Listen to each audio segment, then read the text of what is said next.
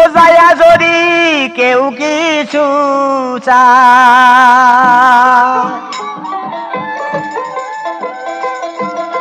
ও জানি তুমি দেও গো তাহাই এক নিয়ত যে জন করে।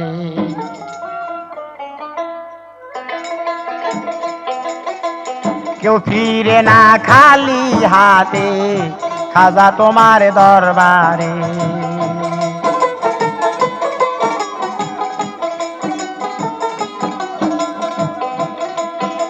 খাজা তোমার দরবারে গো, খাজা তোমার দরবারে। কেউ ফিরে না খালি হাতে, খাজা তোমার দরবারে।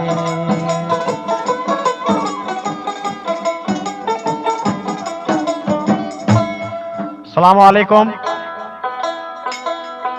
আমার প্রিয় শ্রোতা ভাই বোনেরা, আমি বাউল ময়েজ আলী আপনাদের সামনে আজ যে গানটি তুলে ধরছি, সে গানটি হলো হযরত মাইনুদ্দিন চিশতি রহমতুল্লাহ আলাইহির আজমের শরীফ গমন। খাজা বাবা কিভাবে ইসলাম নিয়ে আজমের শরীফ যুদ্ধ করেছিলেন তার কিছু কাহিনী আমি আপনাদের শোনাবো।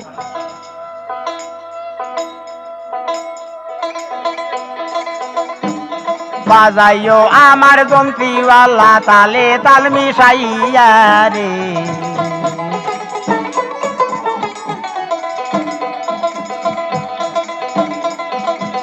সিস্তানি নগরে গো খাজার জন্ম গেল হইয়া। 15 বছরের কালে মা বাবা যায় মরিয়া রে। আমি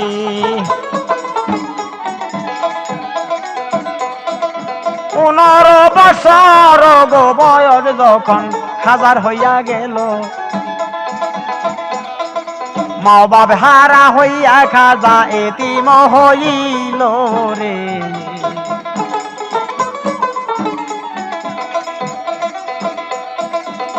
মা বাপ যদি যায় মরিয়া, সন্তানকে রাখিয়া, জনম বরা সন্তান কাঁদে মা বাবের লাগিয়া রে।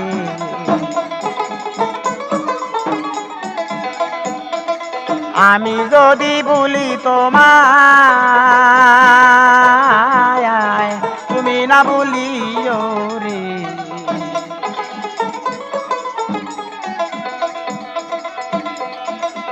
ওসমান ও হারুনির কাছে খাজা বায়াত হইল।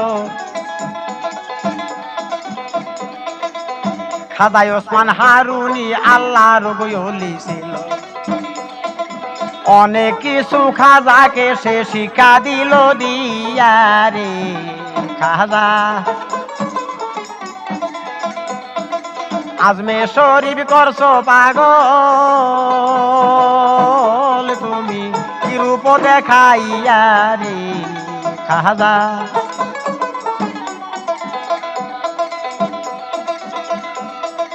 ওসমান ও হারুনি গো দেখেন বায়াত পড়াইয়া, আল্লাহওয়ালা খাজাকে সে দিল যে করিয়া রে। খাজা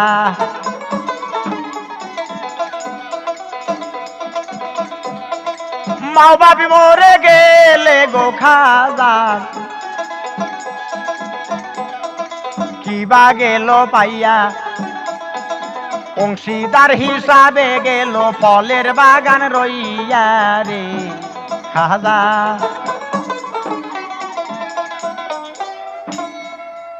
খাজার যখন 15 বছর বয়স, তার মাতা পিতা মরে যায়। মাতা পিতার কথা মনে হলে খাজা নীরবে বসে বসে কাঁদত। খাজা জানত না সংসারী, জানত না কোনো ব্যবসা। এই মুহূর্তে তার মা বাপ মরে যায়। অংশীদার হিসাবে পেলেন আটা পিসার জন্য একটি জাতা আর একটি আঙ্গুর ফলের বাগান। সে নিজ হাতে আটা পিষে রুটি তৈরি করে খেতেন। আর নিজের হাতে বাগানে বৃক্ষমূলে কোপাইতেন, পানি ঢালতেন। এইভাবে তার দিন কাটতেছে ওগো প্রাণীর ভাই। বৃক্ষমূলে কোপাবার জন্য বাগানেতে যায় রে খাজা। আমি যদি বলি তোমায় খাজা, তুমি না বলিও রে খাজা।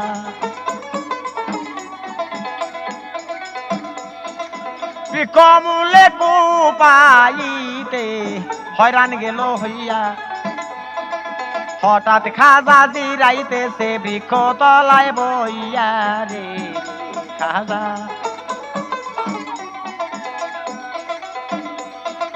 জিরাইবার সময় গো খাজা হঠাৎ দেখলেন চাইয়া, কেশবদারি এক মহাপুরুষ আসতেছে হাটিয়া রে খাজা।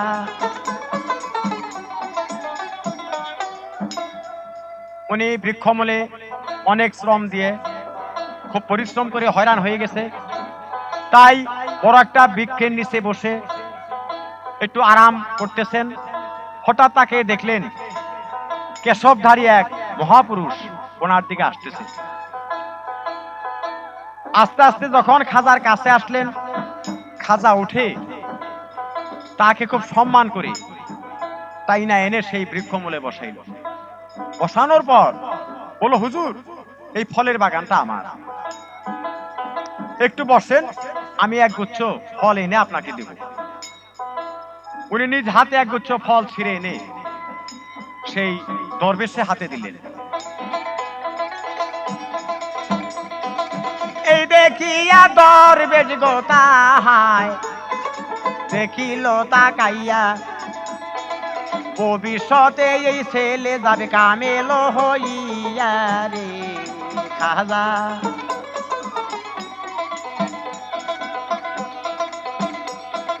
দরবেশ তখন কি করিলেন শোনেন মন দিয়া, চুল্লা হইতে এক টুকরা রুটি লয় বাহির করিয়া, দরবেশ নিজে মুখে দিয়া দন্ততে সাবাইয়া রে খাজা, তুমি যাইও না বলিয়া।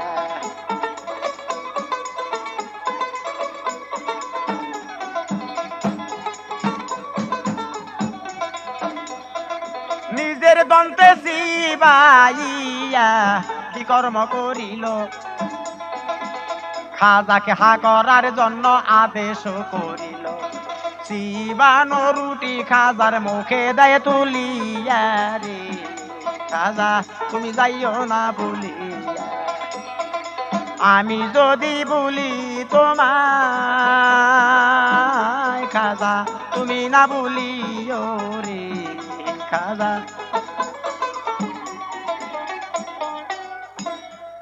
দরবেশ তার চুলনা হতে এক টুকরা রুটি বাহির করে নিজের মুখে দিয়ে দন্ত দ্বারা চিবিয়ে তারপর বললেন, বালক তুমি হা করো।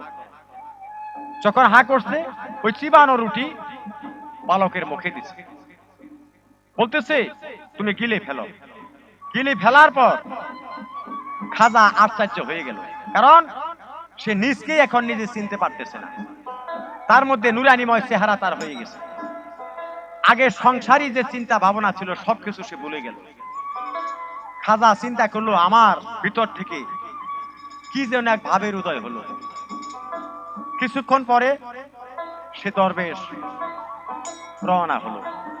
সে দরবেশ ছিলেন কেশবদারী দরবেশ, তার নাম ছিলেন ইব্রাহিম কান্দুজি।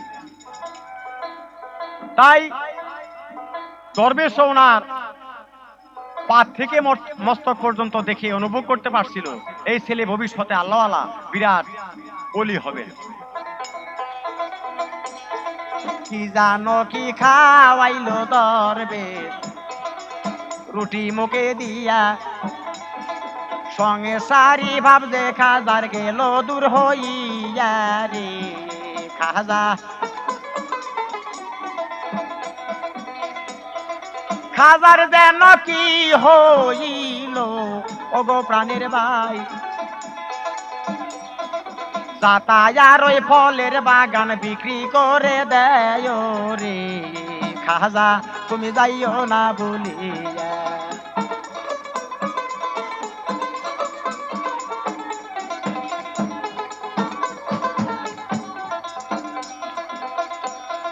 যাতা ফলের বাগানে বিক্রি করে দেওয়া না যায় হইয়া, চিন্তা করলো মদিনায় যাব রওজা দেখবার লাগিয়া রে খাজা। হুজুরের রওজা গো আমি দেখব নিজে যাইয়া, মুনাজাত করব রওজার পার্শ্বেতে দাঁড়াইয়া রে খাজা, তুমি যাইও না বলিয়া।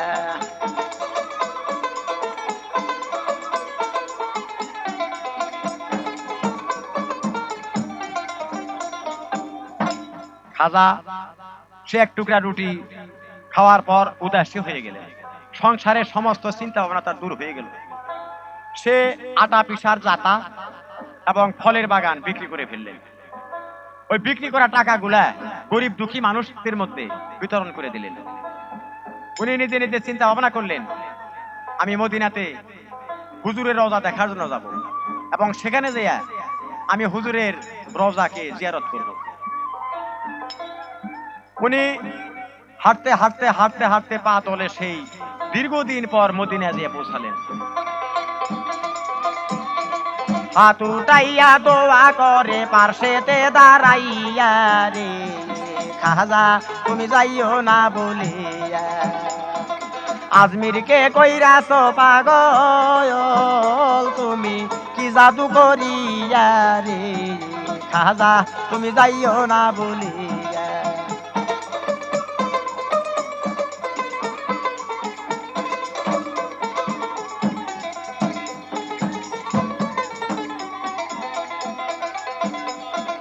হাত উঠাইয়া দোয়া করতেছে ওগো প্রাণের ভাই, এমন সময় বলিতেছে নবী মুস্তাফায় রে খাজা,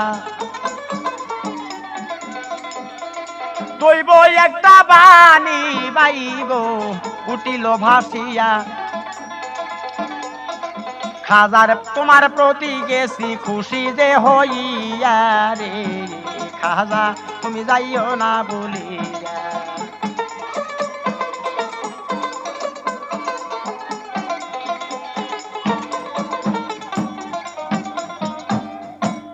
রওজা হতে দৈব বাণী উঠিল, হে খাজা তোমার প্রতি আমি সন্তুষ্ট, তবে তোমাকে আমি আদেশ করিতেছি, কারণ হিন্দুস্থানের মাটিতে খইবাজা বারুদের মতো হয়ে গেছে। হিন্দুস্থানে তখন কোনো মুসলমানের বাসস্থান ছিল না, যদিও দুই একজন ছিল। হিন্দুদের একচাটিয়া প্রভাবের ফলে তারা মাথা চারা দিয়ে কথা বলতে পারত না, আর কোন মুসলমানের নাম শুনলেই ওই হিন্দুস্থানের লোকজন, আজমিরের লোকজন ছুটিয়া উঠত এবং তাদেরকে ক্ষতি করার জন্য চেষ্টা করত। তারা ভাবছিল চিরদিন শুধু হিন্দুরাই এখানে স্থায়ীভাবে থাকবে, মুসলমানের কোনো আধিপত্য সেখানে ছিল না। দৈব বাণীতে গো নবী বলে খাজাকে ডাকিয়া, হিন্দুস্থানে যাওয়ার জন্য আদেশ দিলাম দিয়া রে খাজা, তুমি যাইও না বলিয়া।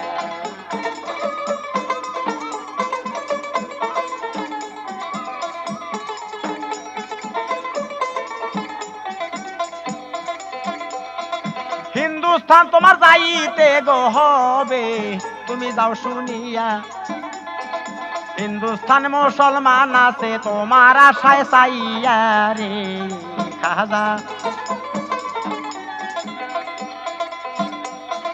হঠাৎ করে খাজা গো গেল চিন্তাতে পড়িয়া, হিন্দুস্থানের নাম শুইনাছি দেখি নাই তো চাইয়া রে খাজা।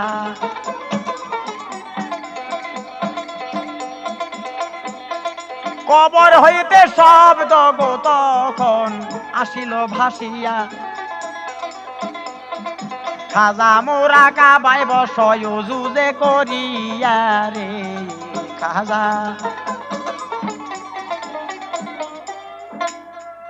কথা শুনে দৈববাণী শুনে খাজা চমকে উঠল, সর্বনাশ, হিন্দুস্তানের নাম শুনেছি কিন্তু কোথায় হিন্দুস্তান, কোন রাস্তায় যাইতে হবে এ তো আমার চিনা নাই, আমি জানি না। তো হুজুর তো আমাকে মহাবিপদে ফেললেন, আমি কিভাবে হিন্দুস্তান খুঁজে পাবো। আবার শব্দ হলো, হে খাজা তুমি ওযু করে মুরাকাবায় বসো, মুরাকাবায় বসলেই সমস্ত হিন্দুস্তান তোমার সামনে হাজির করে দেওয়া হবে। অনুমতি করে 2 রাকাত নামাজ পড়ে মুরাকাবায় বসলেন। মুরাকাবায় বসার পর উনি আল্লাহর কাছে ফরিয়াদ করলেন, আমি হিন্দুস্তানের রাস্তাঘাট পথঘাট চিনতে চাই। সঙ্গে সঙ্গে ফটোস্টেটের মতো সারা হিন্দুস্তান তার সামনে হাজির করে দেওয়া হইল। হিন্দুস্তানের রাস্তাঘাটে নিজেই দেখলো চাইয়া রে খাজা, কত দেশে ঘুরিল গো খাজা, কত জায়গায় যাইয়া, কত জনকে কত ভাবে বায়া দেয় পড়াইয়া রে খাজা। দিল্লি হইতে হইল গো বিদায়, যেখানে যাই চলিয়া 2-1 রাত থাইকায় আবার বিদায় যাই গো হইয়া। মদিনা হইতে গেছাল দিল্লি, এবার বিদায় হইল, আস্তে আস্তে আস্তে আস্তে আজমিরে আসিল। আজমির আইসা প্রথমে যে তাই আশ্রয় লহিল রে খাজা। আজমিরকে কইরাছ পাগল, তুমি কি জাদু করিয়া রে খাজা। হিন্দুদের তখন এমনই চাল চলন ছিল, তারা আশ্চর্য কোনো বস্তু দেখলে, বড় আকারে কোনো জানোয়ার দেখলে তার পূজা আরম্ভ করে দিত, পুরনো বড় কোনো গাছ দেখলে তার নিচে পূজা শুরু করে দিত, এমনকি আগুনের পূজা করত। আগুনের দাহিকা শক্তি খুব বেশি, আগুনে মুহূর্তের মধ্যে গ্রামকে গ্রাম পোড়াই দিতে পারে, এমন কতগুলা কীর্তিকলাপ তারা করত। আজও অবধি প্রচলন আছে, তারা মূর্তি পূজা করে। খাজা প্রথম যে স্থানে আশ্রয় গ্রহণ করলেন, আজমিরের একটি উত্তর স্থান ছিল, সেখানে রাজা পৃথ্বীরায়ের উটগুলা হিন্দু রাখালেরা চড়াই আইনা সন্ধ্যার সময় ওখানে রাখত। মাঠের কানিতে খাজা গেল যে বসিয়া রে খাজা, তুমি যাইও না বলিয়া, আমি যদি বলি তোমায় খাজা তুমি না বলিও রে খাজা, তুমি যাইও না বলিয়া।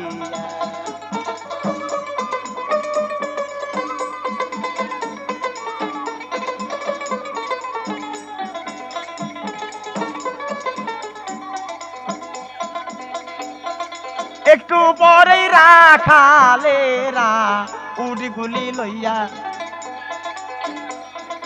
দেখে তাসবিহ পাঠ করতেছে এক দরবেশ বসিয়া রে খাজা। মুসলমান দেখিয়া গো তাদের হিংসা গেল হইয়া, তাসবিহ পাঠ করিতেছে হিন্দুর মাঠেতে বসিয়া রে খাজা।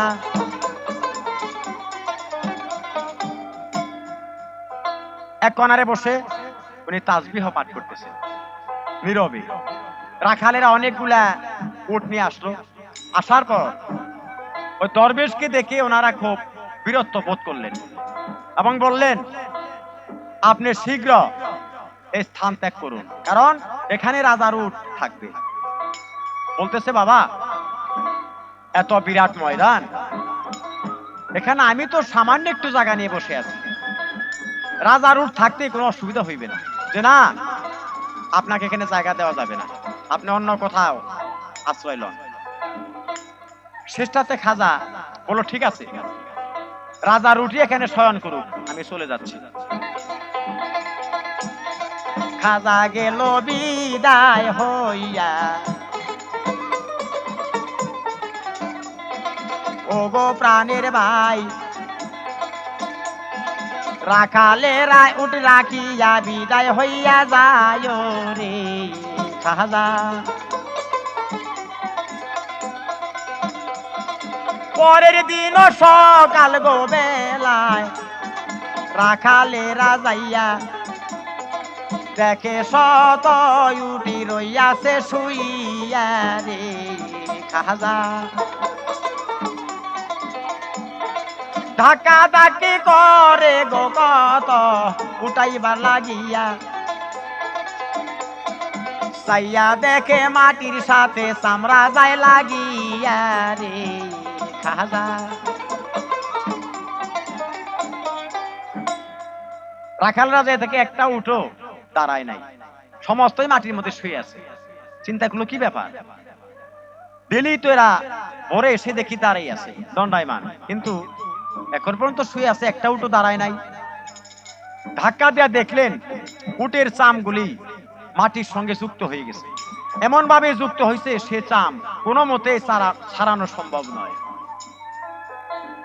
আগের দিনে রাখালের সঙ্গে যে ব্যবহার করছে, রাখালরা যে ব্যবহার করছে ওই দরবেশের সঙ্গে, ওই কথাটা মনে পড়ে গেল, নিশ্চয়ই দরবেশকে তাড়ানোর ফলেই আমাদের অবস্থা হয়ে গেছে। তাহলে শীঘ্র রাজার কাছে জানান আমাদের কর্তব্য। পৃথ্বীরায়ের প্রভাবে ছিল বাইগো হিন্দু বলিয়া, মুসলমানের নাম শুনিলে যাইতো সে খেপিয়া রে খাজা। হিন্দুরা কালে রাজাইয়া তখন বলিতে লাগিল, দরবেশকে উঠাইয়া দিছে সকলি বলিল রে খাজা তুমি যাইও না, তুমি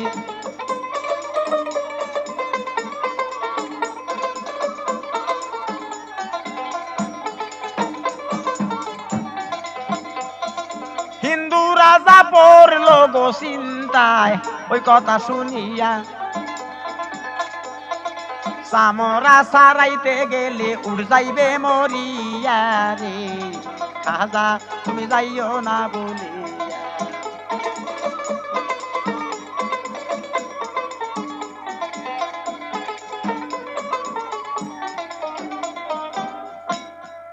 কথা শুনে রাজা চিন্তা করলো সর্বনাশ, এই উটের চামড়া মাটির থেকে ছাড়াইতে গেলে তাহলে তো একটা উটও বাঁচবে না।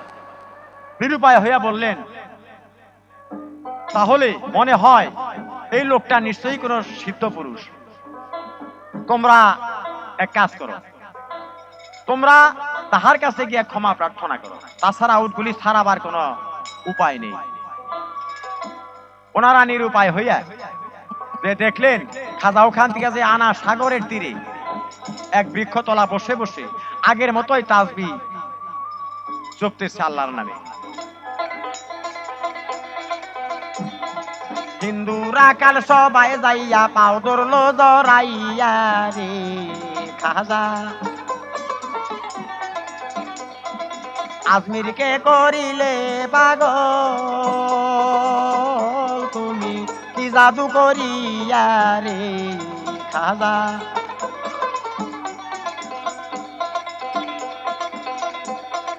খাজার খেজমতে গো তখন সবাই যায় লাগিয়া, আগের দিনের জন্য তারা ক্ষমা গেল চাইয়া রে খাজা। বলো হুজুর, কালকে যে ঘটনা আমরা যে ব্যবহার করেছি আমাদের বিরাট বেদবি হয়ে গেছে, আমাদেরকে ক্ষমা করুন এবং আমাদের উটগুলা আপনি মুক্ত করে দিন। খাজা বললেন, যে রাব্বুল আলামিনের ইচ্ছায় তোমাদের উটগুলা মাটির সাথে যুক্ত হয়ে গেছে, সেই রাব্বুল আলামিনের ইচ্ছাই উহা ছাড়িয়া যাইবে। খাজার মনটা খুব উদর, তাই বলেন যাও আল্লাহর কাছে তোমরা সাহায্য চাও।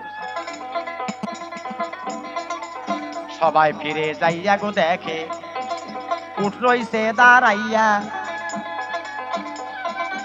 একটু ক্ষতর দাগো নাই যে শরীর জুড়িয়া রে খাজা।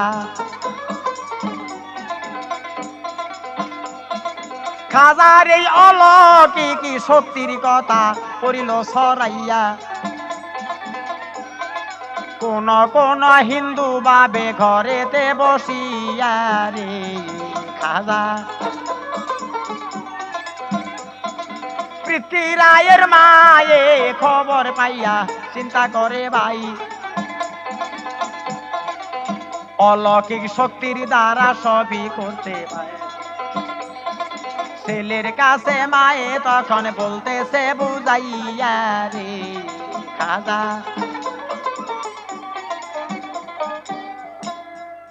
বলতেছে বাবা, যে দরবেশ আমাদের হিন্দুস্থানে প্রবেশ করলো, এই দরবেশের অলৌকিক শক্তির কথা সারা আজমির ছড়িয়ে পড়ছে। আমি চাই কোন ক্রমে ওই দরবেশের সঙ্গে তুমি লড়াই করতে চাইও না। নিতান্তই লড়াই করতে যাওয়া বোকামি ছাড়া আর কিছু নয়। না হলে এর আগে তো বহু মুসলমান আসছে এখানে ইসলামদারি করার জন্য, তো এইরকম ক্ষমতা কাজ দেখাইতে পারে নাই।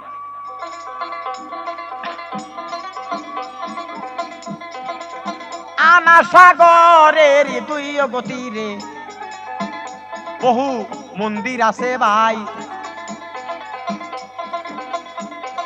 হাজার হাজার মন্দির আছে সবাতে জানাইও রে খাজা।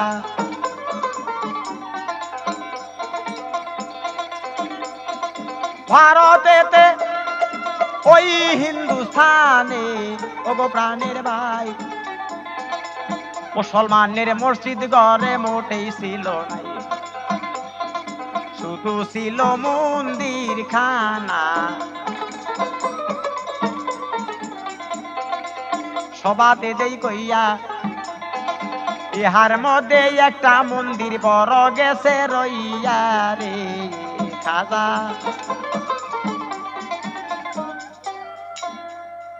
হিন্দুস্তানের মাটি তখন মসজিদ যদিও ছিল চুপে চাপে। যাক, আনা সাগরের দুইও পার দিয়ে হাজার হাজার মন্দির আছে, শত শত মন্দির আছে, কিন্তু সবচাইতে একটা মন্দির বড় ছিল। কথিত আছে সেই মন্দিরে প্রতিদিন 3 মণ তেল খরচ হইত এবং প্রতিদিন 300 ব্রাহ্মণ সেখানে পূজা করত। এমনকি তাদের কাছে এরকম ছিল যে আনা সাগরের পানি সাধারণ লোকের ব্যবহার করতে পারতো না, শুধু ওই মন্দিরের কাজে পূজায় ব্যবহার হইত এবং নিম্ন স্তর জাতিরা ওই পানি ব্যবহার করতে পারত। বড় মন্দিরে গিদিন ব্রাহ্মণেরা যাইয়া 300 ব্রাহ্মণ পূজা করে একাত্রে বসিয়া রে খাজা। মাগরিবের নামাজের সময় ঢাকঢোল পিটাইয়া ওরা পূজা করিতেছে সবাই মিলিয়া রে খাজা। ওই মন্দিরে মাঝে মাঝে স্বয়ং রাজাও নিজে যাইয়া দেবতার উদ্দেশ্যে বাইকো প্রণাম যাইতো দিয়া রে খাজা। তুমি যাইও না বলিয়া, আমি যদি বলি তোমায় খাজা, তুমি না বলিও রে খাজা।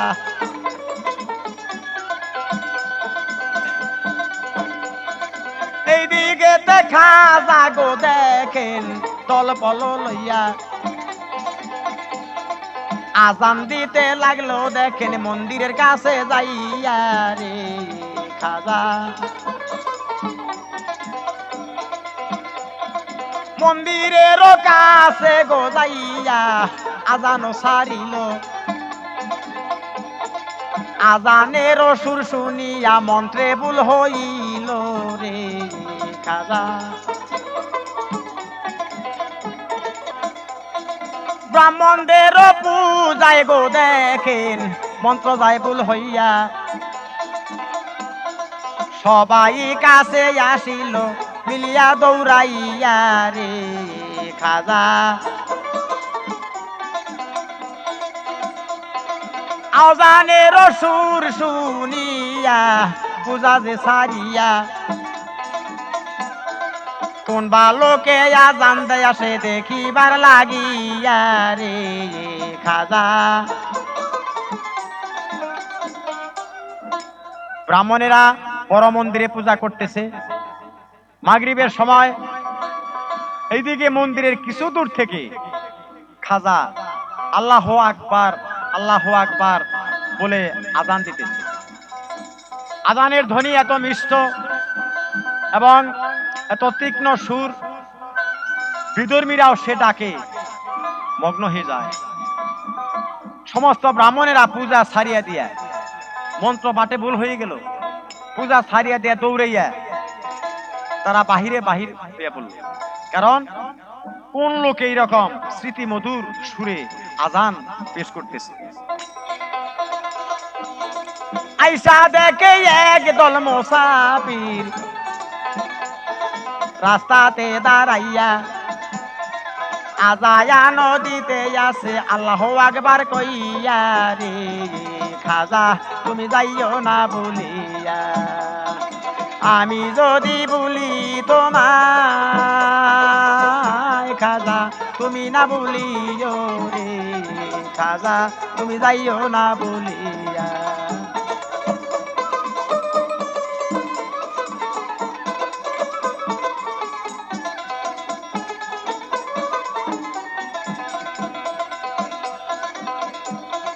কেহ কেহ আজান গো শুইনা মুগ্ধ গেল হইয়া কেহ কেহ খবর কইল রাজার কানে গিয়া পূজার কাজে বিঘ্ন ঘটায় আজান করিয়া রে খাজা তুমি যাইও না বলিয়া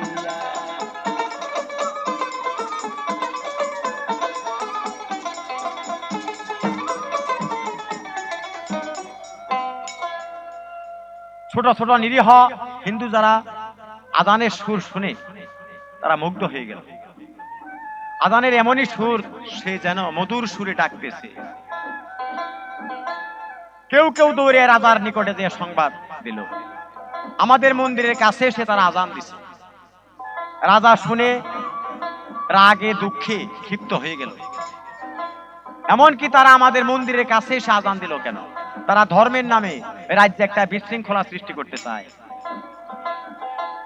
যাও এই মুহূর্তে সিপাহী এদেরকে এই দেশ থেকে তাড়িয়ে দাও আজমির শরীফের মাটির থেকে তাদেরকে তাড়িয়ে দাও আদেশ পাইয়া সিপাহীরা যাইতেছে চলিয়া খাজা বাবা বসে গেল তসবি হাতে লইয়া রে খাজা তুমি যাইও না বলিয়া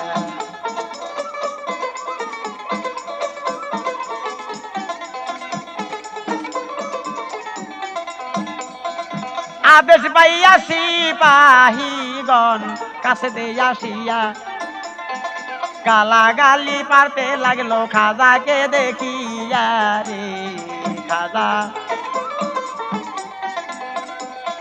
খাজার সাথে আরো লোকজন আছে শিষ্য ভক্ত ভাই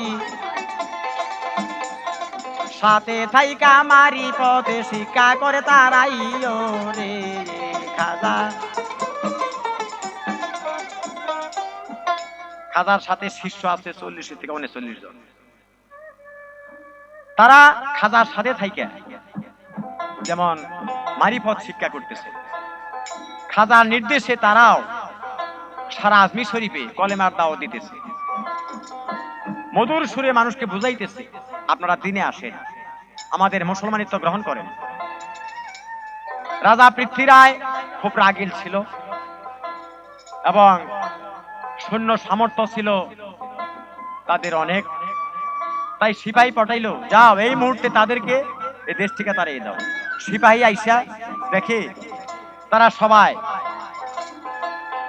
তাসবিহ পাঠ করতেছে, আল্লাহর ধ্যানে মগ্ন।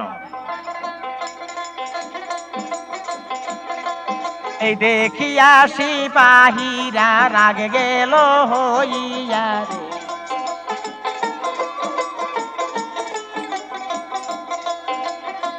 খাজার উদ্দেশ্যে গালা গালি গো কত করিতে লাগিল। কিছুক্ষণে পর খাজা বাবার ধ্যান ভাঙ্গিয়াই গেল। খাজা উইটায়ুদের দিকে এক নজরে তাকাইল রে,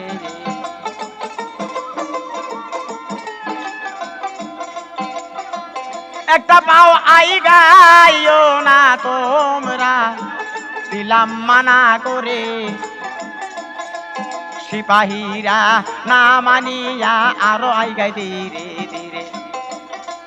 খাজা সাহেব এক মুষ্ট মাটি গো নিক্ষেপে করলো হাতে লইয়া রে খাজা।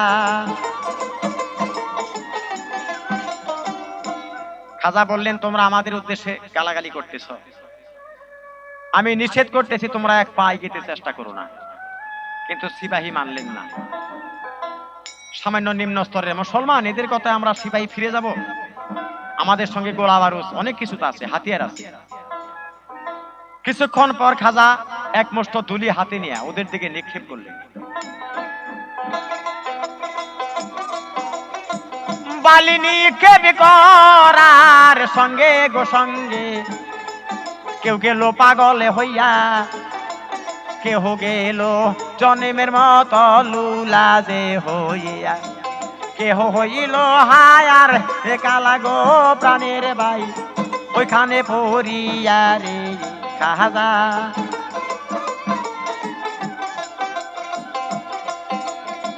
শত শত তামাশা দেখিবার জন্য লোক আসিয়াছিল। খাজাকে তা রাইয়া দিলে তারা খুশি যে হইব। এইদিকে এতে শূন্য তারা গো আকাশ ফাটাইয়া চিৎকার করতেই লাগিল রে।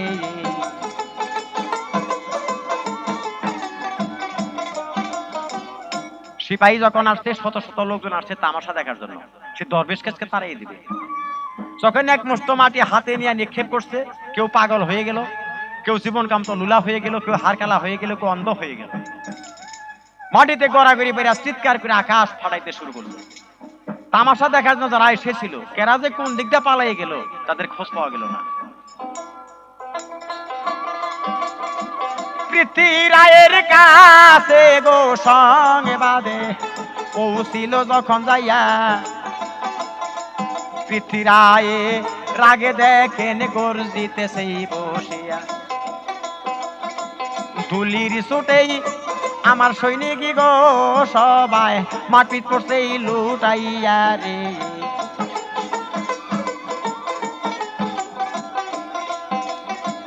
মহাচিন্তায় পড়ে গেল গোরা যায়, হবে কোন উপায়। গোলা বারুদ ওই কামেলের কাছে কিছুই মূল্য নাই, অর্থহীন হইছে সবই গো এখন, কাহারেই জানাই রে খাজা।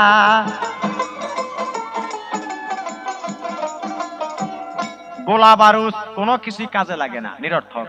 উপায় কি? এখন আমাদের কি করার আছে? রাজ দরবারে খুব মহাজ্ঞানী এক পণ্ডিত ছিল।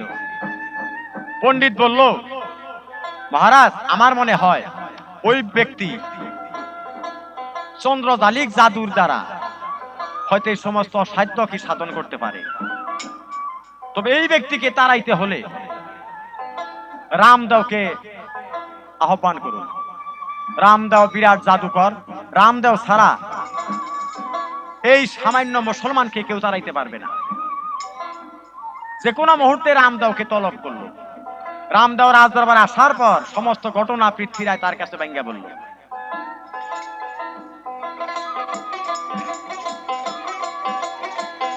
মুস্কি হাসি দিয়া গো রাম দেও রওয়ানা গেল হইয়া।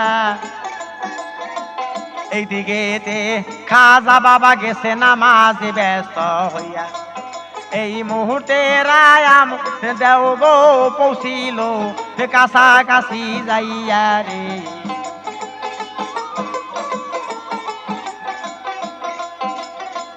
কাছাকাছি যখন পৌঁছে গেল খাজা নামাজে থাকিয়া।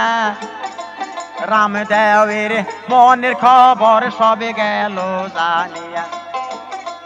মাথা তুলে খাজা বাবা গো একটা দৃষ্টিতে রইল চাইয়া রে। খাজা তুমি যাইও না বলিয়া।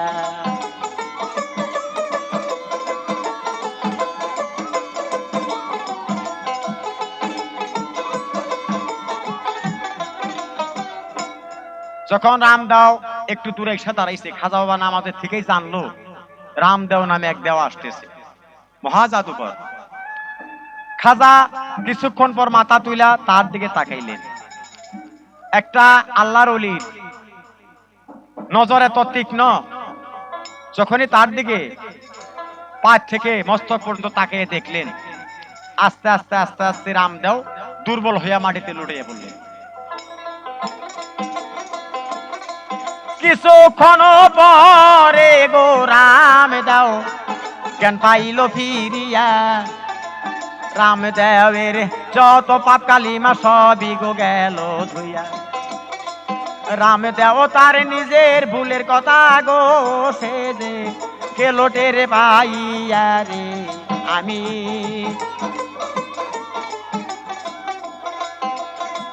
সারা জীবন সে যা করেছে সব গেল ভুলিয়া।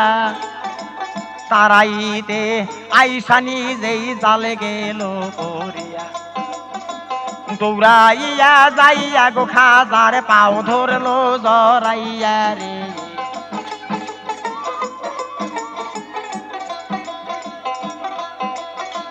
ক্ষমা বিকাশ আইলো গো রামদেও খাজারে পা ধরিয়া। খাজা তখন নীল রামদেওকে শিষ্য যে বানাইয়া। মোহাম্মদ সাদি নামে রাখিল কেতাবে যায় কইয়া রে। খাজা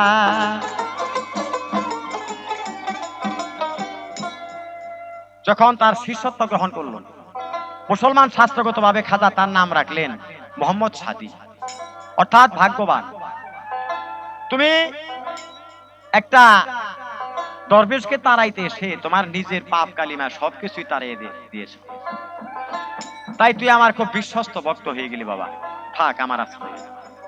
এইদিকে পৃথ্বীরায় আশায় রয়েছে কখন খুব খবর নিয়ে আসবে যে সেই সন্ন্যাসীকে তাড়াই দিছে। তাহারে তো আর হইল না দরকার, খবরে গেল ভাই কলেমা পইরা রামদেও আজকে মুসলমান হইয়া যায়। সেই সন্ন্যাসীর ভক্ত আজকে গো প্রাণের ভাই রামদেও গেছে হইয়া রে। খাজা খবর শুইনা পৃথ্বীরায় উঠিল জ্বলিয়া। রামদেবের মতো লোক গেছে মুসলমান হইয়া। আস্তে আস্তে যদি সবাই মুসলমান হয় গো হিন্দু ধর্ম যাইবে উঠিয়া রে। খাজা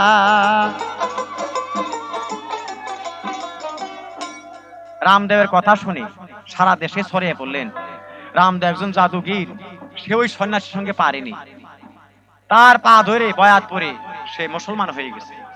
মুসলমান শাস্ত্রগত ভাবে নাম রাখছে মোহাম্মদ সাদি। যারা সরল প্রাণ হিন্দু তারা গোপনে গোপনে গিয়ে খাজার কাছে বায়াত করা শুরু করে দিল। দেখছে এই তারিখের উপায় নাই।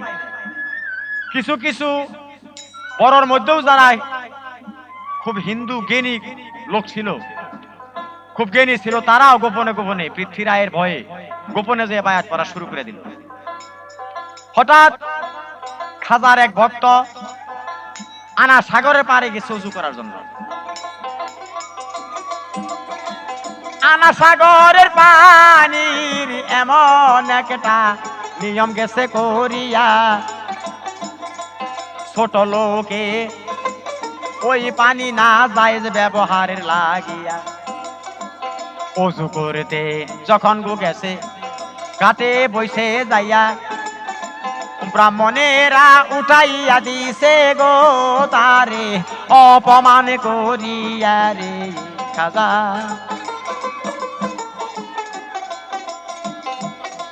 ব্রাহ্মণেরা উঠাইয়া দিছে গো তারে নিচ মুসলমানে বলিয়া।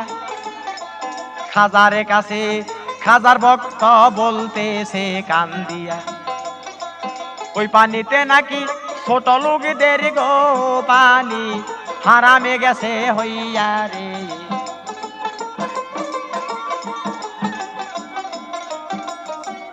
হুজুর, ওই আনা সাগর আমি উজু করতে গিয়েছিলাম নামাজ পড়বো, অনেকগুলা ব্রাহ্মণে ঘাটে যাইতে না যাইতে আমাকে দেখে গলা ধাক্কা দিয়ে অপমান করে তারাই দিয়েছে। নিচ্ছ জাত যারা, তারা নাকি ওই পানি ব্যবহার করতে পারে না, শুধু পূজার কাজে বড় বড় ব্রাহ্মণেরা ব্যবহার করতে পারে। খাজা বলল, আরে নির্বোধ, পৃথ্বীরাজ জানে না এই পৃথিবীতে সবারই অধিকার সমান, ছোট বড় কোনো ভেদাভেদ নেই। তখনই বলল, বাচ্চা মোহাম্মদ সাদি, তুমি এই ঘটি নিয়ে যাইয়া আনা সাগর থেকে এক ঘটি পানি নিয়ে আসো। আদেশ পাইয়া মোহাম্মদ সাদি গোসে দিনি আনা সাগরেই যাইয়া, পানির মধ্যে ঘটিটা যখন ধরে লোরে কাইতে করিয়া, কথিত আছে সারাই আজমিরের পানি গেছালে যে উড়িয়া রে খাজা। ঘটির পানি টুকলো ইয়া মোহাম্মদ সাদি আসিল ফিরিয়া, সারাই আজমিরে এক ফোঁটা পানি উছিল না দিলামে কইয়া।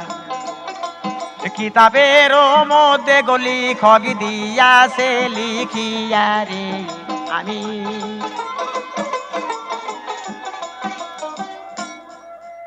সারা আজমিরে এক ফোঁটা পানি ছিল না, পানির জন্য মানুষ হায় হুতাশ করা শুরু করলো, পানির তৃষ্ণায় খাজার কাছে তলে তলে মানুষ যাওয়া শুরু করে দিল। শেষ পর্যন্ত ব্রাহ্মণেরা যে রাজার কাছে বিচার দিল, মহারাজ জল পিপাসায় আমরা আর বাঁচতেছি না, জল বেগর কি মানুষ বাঁচতে পারে? পৃথ্বীর আইনের উপায় দেখে বললো, তোমরা সেই সন্ন্যাসীর কাছে জল ভিক্ষা চাও, তাছাড়া কোনো উপায় নেই। ব্রাহ্মণেরা বললো, শেষ পর্যন্ত ওই নিচ্ছ মুসলমানের কাছে আমরা যাইয়া পানি জল ভিক্ষা চাবো? যে হ্যাঁ, বাধ্য হয়ে চাইতে হবে। পানির তৃষ্ণায় পাগল হইয়া গো তারা খাজার কাছেই যাইয়া, পানির জন্য ফরিয়াদ করে লো খাজার পায়ে পড়িয়া।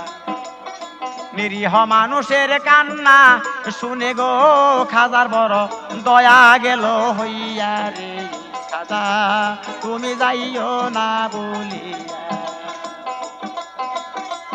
কান্না কাটি শুই না খাজা গো তখন মঞ্জুর দিল করিয়া, যে আল্লাহ উঠাইয়া নিছে পানি সেই দিবে ফিরাইয়া। যাও বাবা সাদি কোটির পানি আবার দিয়া ফিরাইয়া রে।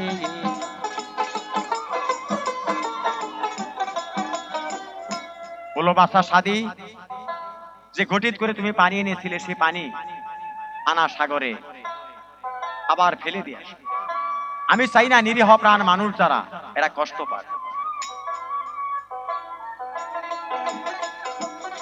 মুহাম্মদ সাদি আদেশ পাইয়া ঘটির পানি নিয়া আনা সাগরে শুকনার মধ্যে আবার দিলেন ফেলিয়া। মুহূর্তের মধ্যে সারা আজমে শরীফ যায় পানি ভরিয়া রে।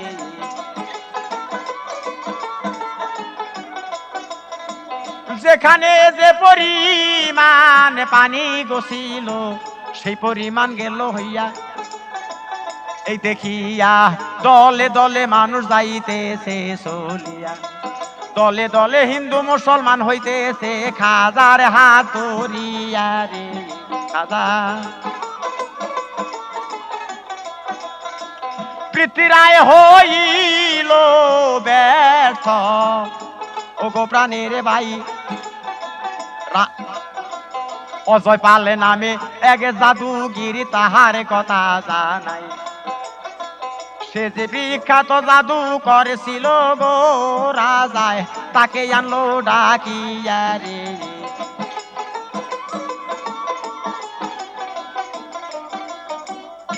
পরিষদ বর্গ নিয়ে রাজদরবারে মিটিং হওয়ার পর সবাই ভাবলো যে অজয় পাল ছাড়া এই সন্ন্যাসীকে তাড়ান সম্ভব হইতেছে না। কথিত আছে অজয় পাল জাদু দ্বারা অজগর সাপ তৈরি করতে পারত এবং জাদুর দ্বারা অগ্নিচক্র তৈরি করতে পারত। আকাশে অগ্নিচক্র উড়াই দিয়া বিপক্ষীয় লোকজন অগ্নিচক্রতে ধরে আনত। অজয় পালকে সংবাদ আনা হইল, অজয় পাল আসলো, তার কাছে সমস্ত কথা ভাঙ্গা বলা হইল এবং রাজা বলল এ কাজে যদি সাকসেসফুল হও তাহলে রাজকীয় পুরস্কারের ব্যবস্থাও আছে। অট্ট হাসি দিয়া অজয় পালে দেখেন যাইতেছে হাটিয়া খাজা বাবা নামাজে ব্যস্ত গিয়াছে রহিয়া কাছে যাইয়া জাদুর অজগর সাবে দিল সারিয়া রে খাজা নামাজ হইতে জানতে পারলো খাজা বাবা মাথা নিল উঠাইয়া অজগর সাবে আসিতেছে গর্জন করিয়া শিষ্যদের চতুর্দিকে একটা রেখা গেল দিয়া রে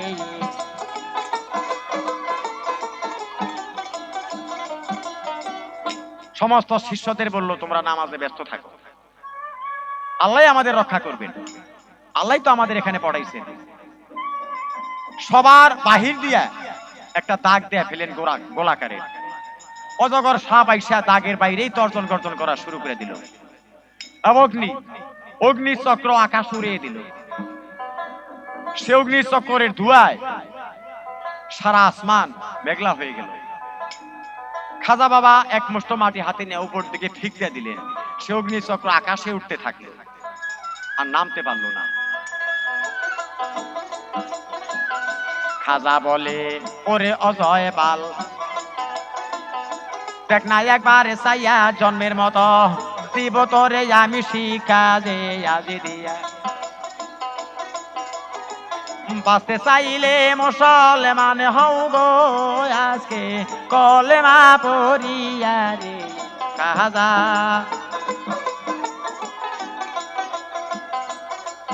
আস্তে আস্তে ঢইলা মাটিতে গো পড়লো ও গো প্রাণের ভাই শেষের বেলায় অজয় পাল মুসলমান হইয়া যায়।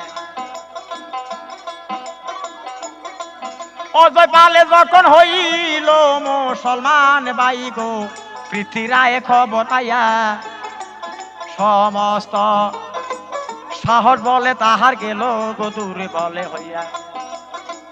রাজদরবারে একটা মুসলমান কর্মচারী ছিল দেই কইয়া রে খাজা ওই রাজদরবারে একটা মুসলমান কর্মচারী ছিল। যেদিন থেকে খাজা ওই আজমের শরীফ গেছে সেদিন থেকে মুসলমান কর্মচারীর উপর অত্যাচার করে।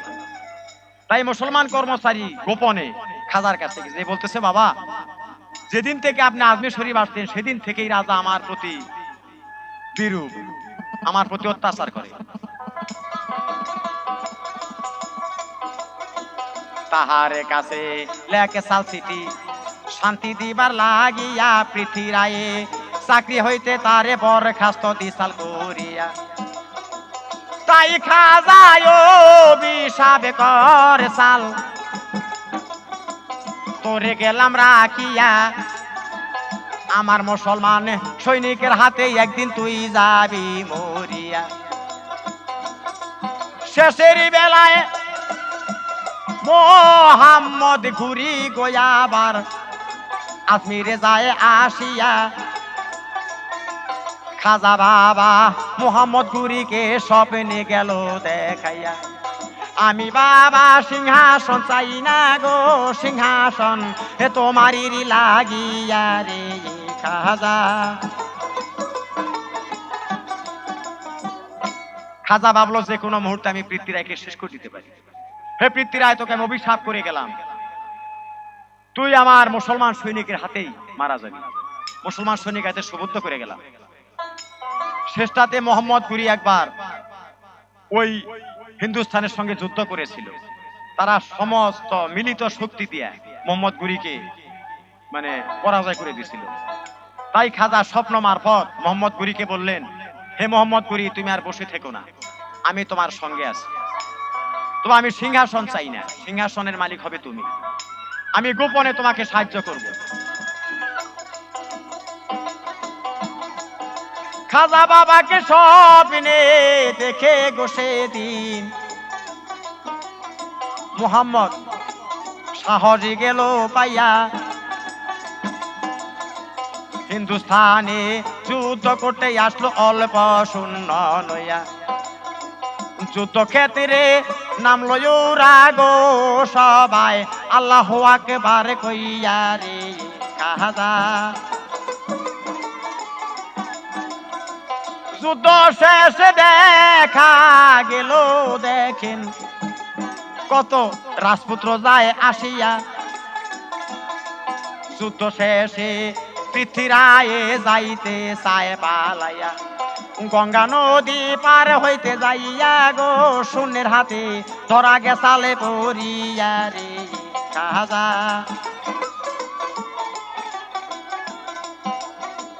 এইভাবে পৃথ্বীরায়ের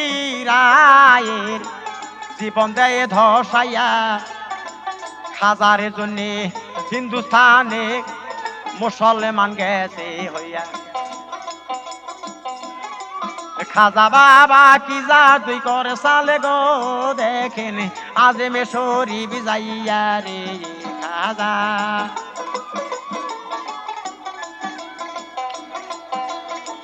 খাজা যদিও সিংহাসন নেয় নাই ও গো প্রাণের ভাই,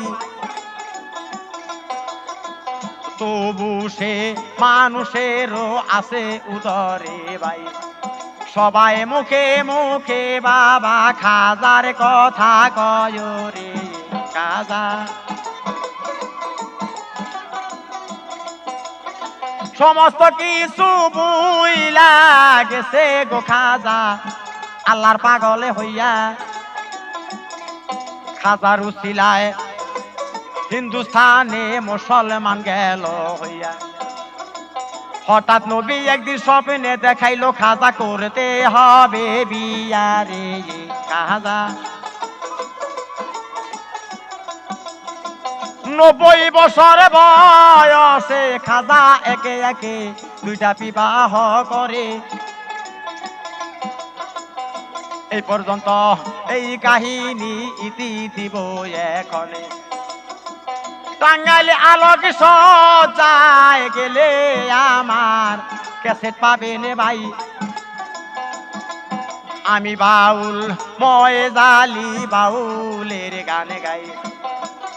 খাজা বাবার আজমে শরীফ যুদ্ধ দিলাম আমি গাইয়া রে খাজা, তুমি যাইও না বলিয়া। এই আজমে শরীফকে করলে পাগল তুমি কি জাদু করিয়া রে খাজা, তুমি যাইও না বলিয়া।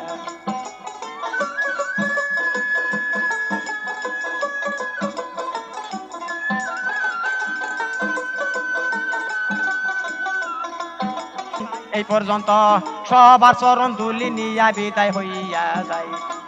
ভুল ত্রুটি হইছে গো কত মাফ করবে না মায়রে।